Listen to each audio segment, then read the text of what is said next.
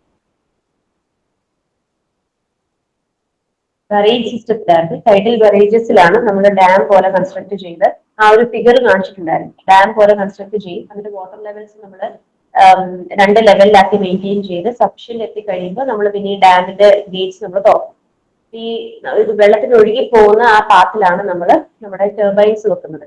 അപ്പൊ ഹൈ ലെവലിൽ നിന്ന് ലോ ലെവലിലേക്ക് വെള്ളം ഒഴുകി പോകുമ്പോൾ ഈ ടർബൈൻസ് റൊട്ടേറ്റ് ചെയ്ത് ടൈഡൽ എനർജി ജനറേറ്റ് ചെയ്യാൻ പറ്റും ചെയ്യും. അപ്പൊ ഡാം എന്നൊരു വാക്ക് കേൾക്കുമ്പോൾ ഓർത്തോണം ടൈഡൽ ബറേജസ് ആണ് ഉദ്ദേശിക്കുന്നത്. Which type of turbine is commonly used in tidal energy? Francis turbine, Kaplan turbine, Pelton wheel, bore load. ഇത് നിങ്ങളെ നോട്ടിലില്ലായിരുന്നു. നമ്മൾ യൂഷ്വലി കപ്ലാൻ ടർബൈൻ ആണ് ടൈഡൽ എനർജി ജനറേഷൻ യൂസ് ചെയ്യുന്നത്. കാരണം it is able to operate in low pressure situations. ബാക്കി ടർബൈൻസിനെല്ലാം high pressure അല്ലെങ്കിൽ ഹൈ ഇപ്പം നമ്മൾ നേരത്തെ പറഞ്ഞല്ലോ, ഈ വാട്ടറിന്റെ ലെവല് ചിലപ്പം കുറവായിരിക്കും, വാട്ടറിന് high difference.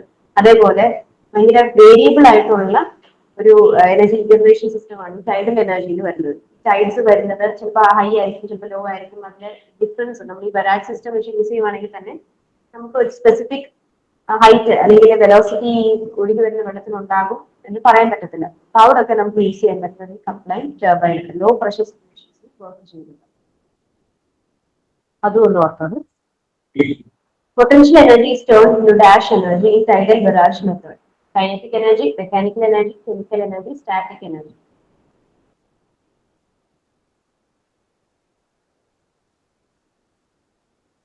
Tidal barrage method ആണ്. അതായത് നമ്മൾ ഡാം പോലെ കെട്ടിയിട്ട് വെള്ളത്തിന് ഹൈ ലെവലിൽ എത്തിച്ചിട്ട് പിന്നെ തുറന്നു വിടുന്നു. അപ്പൊ ഈ പൊട്ടൻഷ്യൽ എനർജിയെ നമ്മൾ മെക്കാനിക്കൽ എനർജി ആയിട്ടാണ് കൺവേർട്ട് ചെയ്യുന്നത്. ടർബൈൻസിനെ റൊട്ടേറ്റ് ചെയ്യിപ്പിക്കുകയാണ് ചെയ്യുന്നത്. അപ്പൊ correct answer is the option B. Mechanical energy ആയിട്ട് പൊട്ടൻഷ്യൽ എനർജിയെ മാറ്റും. Energy resources which are being used for many decades are known as conventional energy sources, non-conventional energy sources, primary energy sources, fuel cells. Conventional energy sources.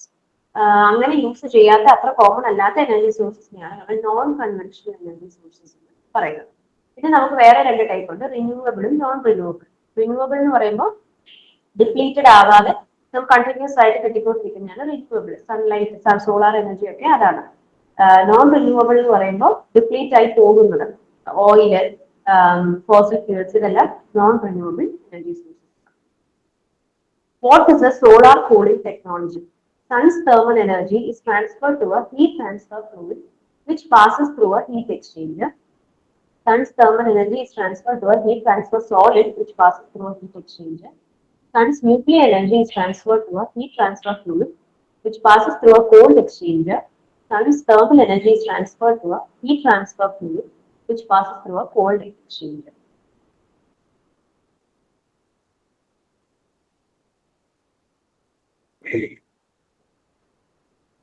Option A അല്ലേ പറയുന്നത്?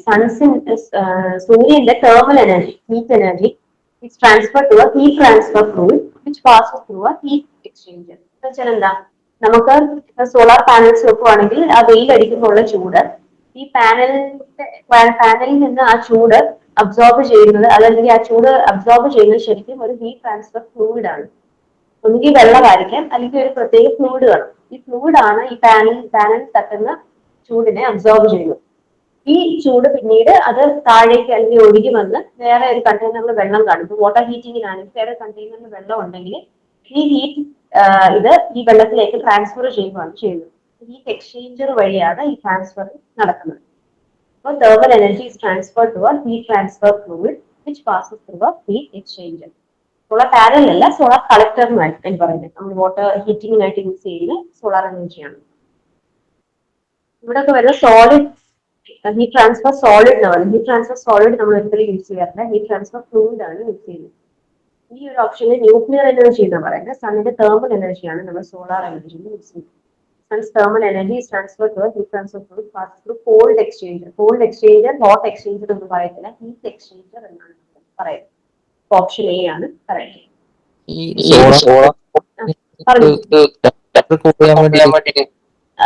Break ആവുന്നുണ്ട്, ഒന്നുകൂടെ പറയാമോ? ഈ solar temperature use ചെയ്യുന്ന സാധനം. Cooling ടെക്നോളജിയിൽ ഇപ്പം ഹീറ്റിംഗ് ആയാലും കൂളിംഗ് ആയാലും ഓപ്പോസിറ്റ് ഇതിലങ്ങ് നടക്കുന്നതേ ഉള്ളൂ. ഹീറ്റ് എക്സ്ചേഞ്ചർ എന്നല്ലേ നമ്മൾ പറയുന്നത്. അതായത് നമ്മളത് കോൾഡ് എക്സ്ചേഞ്ചർ എന്ന് പറയാറില്ല, ഹീറ്റ് എക്സ്ചേഞ്ചർ എന്നാണ് അതിന് യൂസ് ചെയ്യുന്നത്. അപ്പൊ ഹീറ്റ് അതെ ഇപ്പം ഹീറ്റ് ഉള്ള ഹീറ്റിനെ അപ്പൊ കൂള് ചെയ്യാനാണെങ്കിലും അത് എന്തുവാ ചെയ്യുന്നത്, വേറൊരു ലിക്വിഡിലേക്ക് ആ ഹീറ്റ് വലിച്ചു കൊടുക്കുകയല്ലേ ചെയ്യുന്നത്.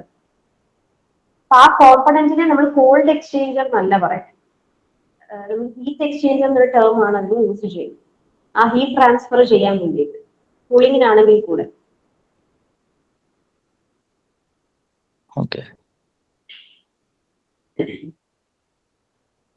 Which of the statements is correct about solar energy? It is renewable and conventional source of energy, non-renewable and non-conventional source of energy, renewable and non-conventional source of energy, non-renewable source of energy. Solar energy renewable energy ആണ് പറഞ്ഞു. ഈ conventional ആണ്, നമ്മള് അത് common ആയിട്ട് അല്ലെങ്കിൽ popular ആയിട്ട് use ചെയ്യുന്ന എനർജി സോഴ്സസിനെയാണ് നമ്മൾ കൺവെൻഷണൽ എന്ന് പറയുന്നത്. സോളാർ കൺവെൻഷണൽ അല്ല, അത് പുതുതായിട്ട് ഡെവലപ്പ് ആയി വന്ന ഒരു സോഴ്സ് ഓഫ് എനർജിയാണ്. നോൺ കൺവെൻഷനബിൾ ആണ്, അതുപോലെ റിന്യൂവബിളും ആണ്.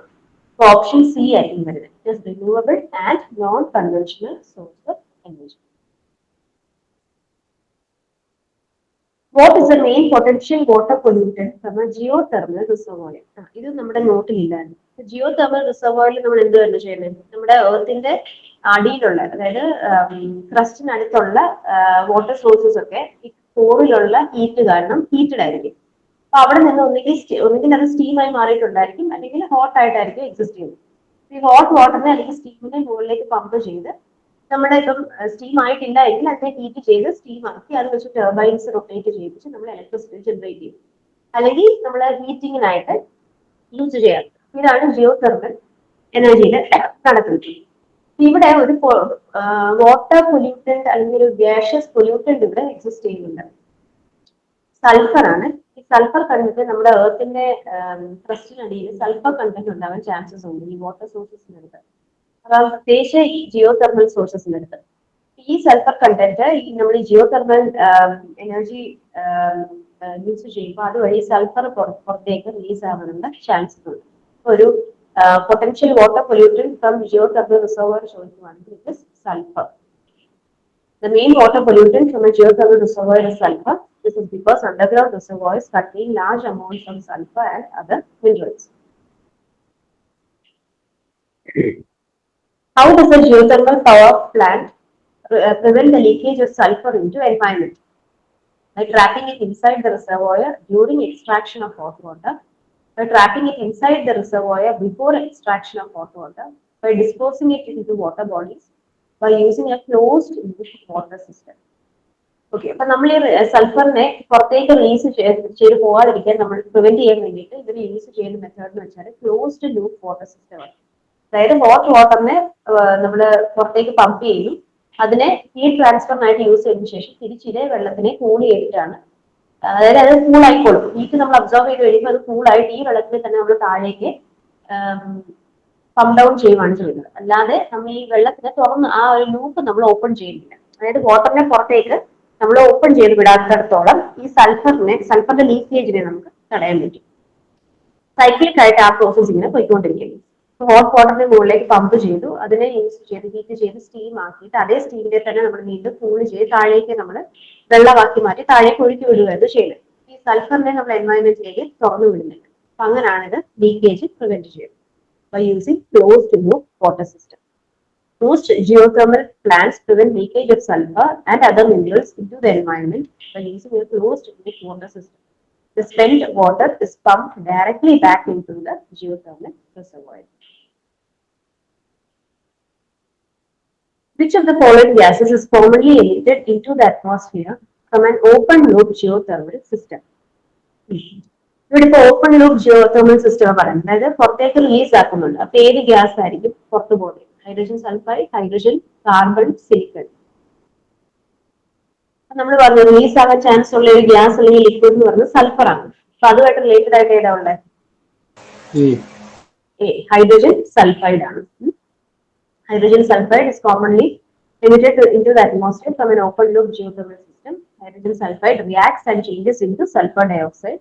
Sulfur dioxide contributes to the formation of acid rain, which is harmful to the environment. Which of the following is not a greenhouse gas naturally found in the atmosphere? Nitrogen oxide, carbon dioxide, ozone, methane. C. Atmosphere ഏത് layer ആണെന്ന് പറയുന്നില്ല. Naturally occur ചെയ്യാത്ത gas ഏതായിരിക്കും? Carbon dioxide naturally occur ചെയ്യും. Ozone നമുക്ക് പറയാം, ozone ലെയറിൽ naturally occur ചെയ്യുന്നുണ്ട്. മീഥേന് നാച്ചുറലി ഈ ബയോളജിക്കൽ ഡീകമ്പോസിഷൻ ഒക്കെ വഴി ഒക്കർ ചെയ്യുന്നുണ്ട്. നാച്ചുറലി വരാത്ത ഗ്യാസ് ഈ നൈട്രജൻ ഓക്സൈഡ് ആണ്. ഇത് നമുക്ക് ഇൻഡസ്ട്രിയൽ, അതായത് നമ്മൾ ആന്ത്രോപോജനിക് സോഴ്സ് എന്ന് പറയത്തില്ലേ, ഹ്യൂമൻ ആക്ടിവിറ്റീസ് വഴി റിലീസ് ആവുന്ന ഒരു greenhouse gas nitrogen oxide ആണ്. നൈട്രജൻ ഓക്സൈഡ് ആണ് നാച്ചുറലി നമുക്ക് ഒക്കർ ചെയ്യാത്ത ഗ്യാസ്. ഓസോൺ പിന്നെ നമുക്ക് ഓസോൺ ലെയറിൽ നാച്ചുറലി ഒക്കർ ചെയ്യുന്നു എന്ന് പറയാം. ഗ്രീൻ ഹൗസ് ഗ്യാസസ് ഏതൊക്കെയാണെന്നുള്ളത് ഇമ്പോർട്ടന്റ് ആണ്. വാട്ടർ വേപ്പർ ഉണ്ട്, carbon dioxide, methane, nitrous oxides, ozone, പിന്നെ carbon monoxide, fluorinated gases. Fluorinated gas ഉദ്ദേശിക്കുന്നത് നമ്മുടെ ക്ലോറോ ഫ്ലൂറോ കാർബൺ, CFCs ആണ്. പിന്നെ നമ്മളൊരു കാർബണിന്റെ പറഞ്ഞായിരുന്നല്ലോ, ബ്ലാക്ക് കാർബൺ, പിന്നെ ബ്രൗൺ കാർബൺ എന്ന് പറഞ്ഞതിന്റെ വേറൊരു വേരിയേഷൻ ഉണ്ട്. Acid rain is due to air pollution by carbon dioxide, carbon monoxide, methane, nitrous oxides, and sulfur dioxide. B. Nitrous oxide and sulfur dioxide. Read the statement below. Carbon dioxide, methane, and other trace gases are known as green gases. Release of huge quantities of nitrogen and sulfur oxide into air combine with moisture and cause acid rain. The main component of photochemical smoke is hydrogen. Green gas and greenhouse gas. Which of the above statement is correct?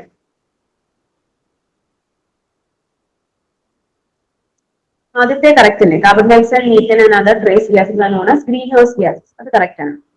Release of huge quantities of nitrogen and sulfur oxide into air combine with moisture and cause acid rain. അതും correct ആണ്. Main component of photochemical smoke is hydrogen. അത് തെറ്റാണ്. 1 and 2 മാത്രമാണ് correct വരിക. 1 and 2 option A വരും. ഇവിടെ photochemical smoke എന്തായിരുന്നു? നമ്മുടെ പവർ പ്ലാന്റ്സിൽ നിന്ന് ഇൻഡസ്ട്രീസിൽ ഒക്കെ റിലീസ് ചെയ്യുന്ന കുറെ ഗ്യാസസ് അത് ഒന്നെങ്കിൽ സൺലൈറ്റുമായിട്ട് റിയാക്ട് ചെയ്യുമ്പോൾ നമ്മൾ പുലർച്ചെയൊക്കെ നോക്കുമ്പോൾ ഈ സിറ്റീസിന്റെ മുകളിൽ ഒരു ബ്രൗൺ കളറിലെ ഫോഗ് പോലെ നിൽക്കുന്നതാണ്. അതിനെയാണ് നമ്മൾ ഫോട്ടോകെമിക്കൽ സ്മോക്ക് എന്ന് വിളിക്കുന്നത്.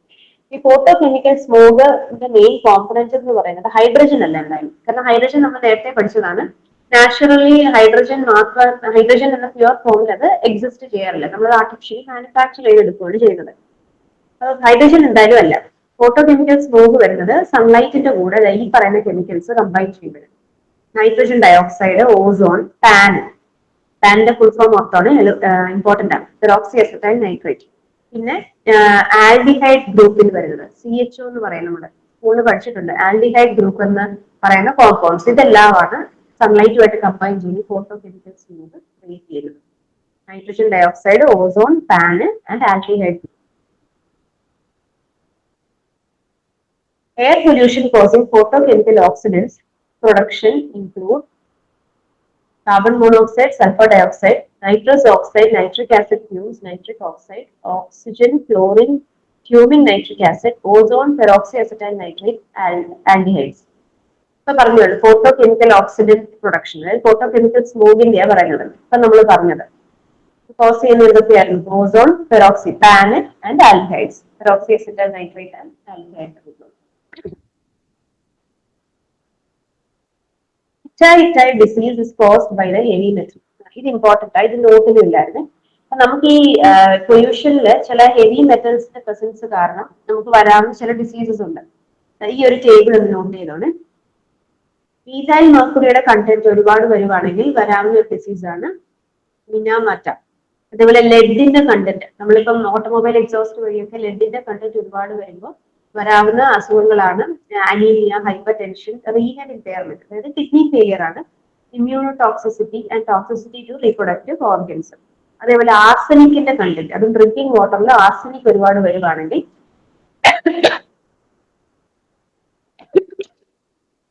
വരുന്ന ഡിസീസാണ് arsenic കോസിസ്.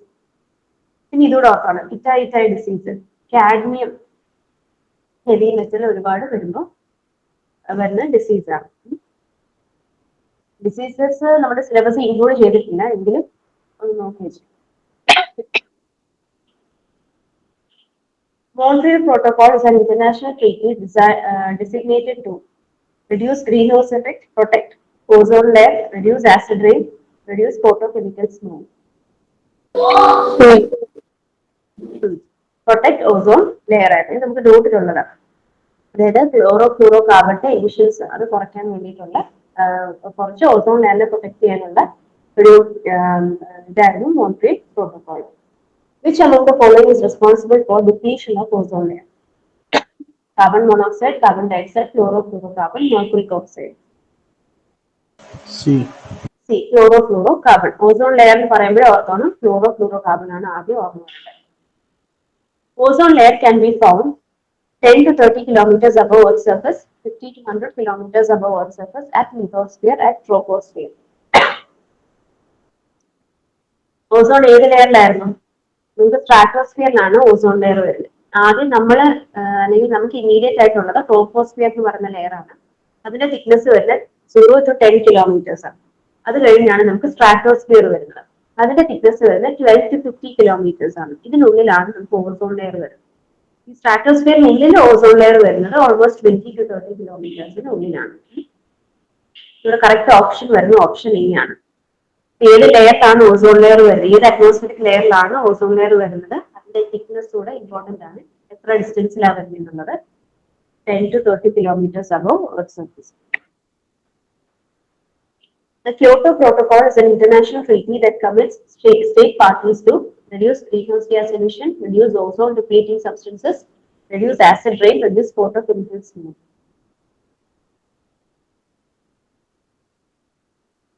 Reduce greenhouse gas emission ആണ്.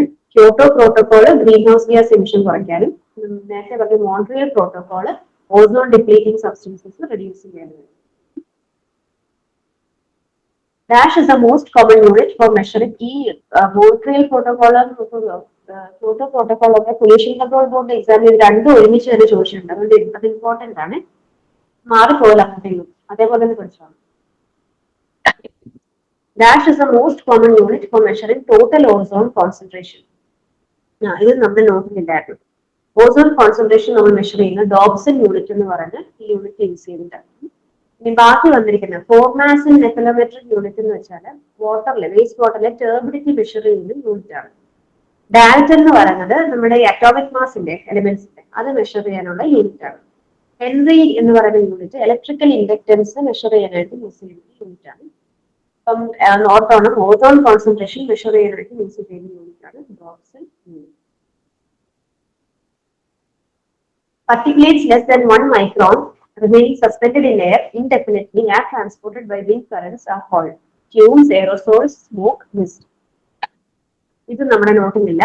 നമുക്ക് particulate പൊല്യൂഷൻ എന്ന് പറയുമ്പോൾ ഈ തീരെ ചെറിയ സൈസുള്ള ഇതേപോലെ ഗ്യാസസ് ഇതുപോലെ പാർട്ടിക്കിൾസ് ഒക്കെ ഇതേപോലെ എയറിൽ സസ്പെൻഡഡ് ആയിട്ട് കിടക്കുന്നതിനെയാണ് നമ്മൾ particulate പൊല്യൂഷൻ അല്ലെങ്കിൽ particulates എന്ന് വിളിക്കുന്നത്. അതിൽ 1 മൈക്രോൺ താഴെ സൈസുള്ള സസ്പെൻഡഡ് ആയിട്ട് കിടക്കുന്നത് സസ്പെൻഡഡ് ആയിട്ട് എയറിൽ നിൽക്കുന്ന പാർട്ടിക്കിൾസ് നമ്മൾ എയറോസോൾസ് എന്നാണ് വിളിക്കുന്നത്. മിസ്റ്റ് എന്ന് വെച്ചാൽ ഈ 1 മൈക്രോണേക്കാൾ കൂടുതൽ വലിപ്പമുള്ള പാർട്ടിക്കിൾ സൈസ് ഉള്ളത്. അതായത് നമ്മൾ ഈ രാവിലെ ഉപയോഗിക്കുന്ന വെള്ളത്തിന്റെ ചെറിയ തുള്ളികൾ കാണത്തില്ലേ, ഈ ഡ്യൂ എന്നൊക്കെ നമ്മൾ പറയുന്നത്, അതൊക്കെ മിസ്റ്റിന്റെ കാറ്റഗറി വരുന്നത്. അതിന്റെ സൈസ് ഓൾമോസ്റ്റ് 60 മൈക്രോണിനൊക്കെ അടുത്ത് വരും. 1 മൈക്രോണിന് താഴെ വരുന്ന എയറോസോൾ ആണ്. ഇനി ഫ്യൂംസും സ്മോക്ക് എന്ന് പറയുമ്പോൾ ബേണിംഗ് കാരണം ഉണ്ടാകാവുന്ന particulate ആണ്. അതിന്റെ സൈസ് 1 മൈക്രോണിന് താഴെയാണ്. പക്ഷെ അത് സസ്പെൻഡഡ് ഇൻ എയർ ഇൻഡെഫിനിറ്റ്ലി, അതായത് ഇൻഡെഫിനിറ്റ് ആയിട്ട് ഇങ്ങനെ സസ്പെൻഡഡ് ആയിട്ട് കിടക്കത്തില്ല. ഫ്യൂംസും സ്മോക്കും കുറെ കഴിയുമ്പോൾ പാർട്ടിക്കിൾസുമായിട്ട് ചുറ്റുമുള്ള പാർട്ടിക്കിൾസുമായിട്ട് അറ്റാച്ച് ആവുകയോ സെറ്റിൽ ആവുകയൊക്കെ ചെയ്യാറുണ്ട്, ഒട്ടിപ്പിടിക്കുകയൊക്കെ ചെയ്യാറുണ്ട്. പക്ഷെ എയറോസോൾസ് അങ്ങനല്ല, അതിങ്ങനെ സസ്പെൻഡഡ് ആയി കിടക്കുകയും ചെയ്യും. വിൻഡ് കറൻസിൽ കൂടെ അതിന് ട്രാൻസ്പോർട്ടായി ഇങ്ങനെ പോവുകയും ചെയ്യും. കറക്റ്റ് ആൻസർ വരുന്നത് aerosols are. An aerosol is a colloid of fine solid particles or liquid droplets in air or under gas. Liquid or solid particles have diameter mostly smaller than 1 micron. What is the unit for carbon footprint? Carbon footprint എന്ന് വെച്ചാൽ ഒരു company ഇപ്പം release ചെയ്യുന്ന carbon ഡൈ ഓക്സൈഡിന് measurement, carbon dioxide തന്നെ ആവണമെന്നില്ല, ഏതെങ്കിലും ഒരു ഗ്രീൻ ഹൗസ് ഗ്യാസ് ആയിക്കോട്ടെ, അതിനെ നമ്മൾ കാർബൺ ഡൈ ഓക്സൈഡിന്റെ ഈക്വലന്റ് ആയിട്ട് മെഷർ ചെയ്യും. അതിനുവേണ്ടി യൂസ് ചെയ്യാൻ വേണ്ടി കാർബൺ ഫുട് പ്രിന്റ് എന്നുള്ള ടേം. അതായത് ഈ കാർബൺ ഡൈ ഓക്സൈഡ് അല്ലെങ്കിൽ ഗ്രീൻ ഹൗസ് ഗ്യാസിന്റെ എമിഷൻസ് കുറയ്ക്കാൻ വേണ്ടിയിട്ട് ഓരോ കമ്പനിയും റിലീസ് ചെയ്യുന്ന ഈ കാർബൺ ഡൈ ഓക്സൈഡ് ഈക്വലന്റ് ആയിട്ടുള്ള എത്ര പൊല്യൂട്ടിംഗ് ഗ്യാസസ് ഉണ്ട് അത് മെഷർ ചെയ്യാനായിട്ട് യൂസ് ചെയ്യുന്ന ഒരു ടേമാണ് ഈ carbon footprint. Carbon footprint നമ്മൾ മെഷർ ചെയ്യുന്നത് tons of carbon dioxide equivalent എന്നാണ്. അതായത് എക്സാമ്പിൾ പറയുവാണെങ്കിൽ മീഥെയിന് ഒരു 2 tons മീഥെയിൻ റിലീസ് ചെയ്യുന്നുണ്ട്. ഈ 2 tons മീഥെയിൻ എന്ന് പറയുന്നത് ഒരു 3 tons of carbon dioxide equivalent ആണ് എന്ന് പറയുക. ജസ്റ്റ് പറഞ്ഞത് അത് കറക്റ്റ് ആണോന്നില്ല, ഞാൻ ചുമ്മാ ഒരു എക്സാമ്പിൾ പറഞ്ഞിട്ടുണ്ട്. അപ്പൊ എപ്പോഴും നമ്മൾ ഗ്രീൻ ഹൗസ് ഗ്യാസിന്റെ എമിഷൻസ് മെഷർ ചെയ്യുന്നത് കാർബൺ ഡൈ ഓക്സൈഡിന് എത്രത്തോളം ഈക്വലന്റ് ആണ് എന്ന് നോക്കിയിട്ട് എത്ര tons of carbon dioxide equivalent ആണ്. ഓപ്ഷൻ എ ആണ്. Carbon footprint or greenhouse gas footprint is an index that makes it possible to compare the total amount of greenhouse gases that an activity adds to the atmosphere. Carbon footprints are usually reported in tons of emissions of carbon dioxide equivalent per unit of comparison. Which of the following has caused global warming since the past 150 years? Anthropogenic greenhouse gas emission, ice age greenhouse gas emission, emissions of sulfur, emissions of aerosols. Past 150 years global warming എന്ന് പറയുന്നത്. അപ്പൊ man-made ആയിട്ടുള്ള activities വഴിയുള്ള, അതായത് anthropogenic greenhouse gas emissions ആണ് global warming cos ചെയ്യുന്നത്. Anthropogenic എന്ന് വെച്ചാൽ മാൻമെയ്ഡ്, അതായത് ഇൻഡസ്ട്രീസ് വഴി ഓട്ടോമൊബൈൽ എക്സോസ്റ്റ് വഴിയുള്ള ഗ്രീൻ ഹൗസ് ഗ്യാസസ് ആണ്. ഈ ഐസേജ് ഗ്രീൻ ഹൗസ് ഗ്യാസ് എന്ന് പറയുമ്പോൾ ഐസേജ് എന്ന് പറയുമ്പോൾ ഒരുപാട് വർഷങ്ങൾ പണ്ടുള്ളതാണ്. അത് കുറവാണ് compare to anthropogenic greenhouse gas emissions. What is the pH level of acid rain? ഇത് നമ്മൾ ഡിസ്കസ് ചെയ്തതാണ്. നോർമൽ റെയിനിന്റെ pH നമ്മൾ പറയുന്നത് 5.5-ന് 5.5-നും ഇടയ്ക്കായിരിക്കും. അപ്പൊ അതിന് താഴെ ഉള്ളതാണ് ആസിഡ് റെയിൻ നമ്മൾ വിളിക്കുന്നത്. ഇപ്പോൾ ടിപ്പിക്കലി നമ്മൾ പറയുമ്പോൾ 4-ന് അടുത്തായിരിക്കും. കറക്റ്റ് ഓപ്ഷൻ വരുന്ന ഓപ്ഷൻ എ ആയിരിക്കും. What causes absorption of infrared radiation? Large contents of carbon dioxide and H2O, sulfur oxide, ozone, earth gravity.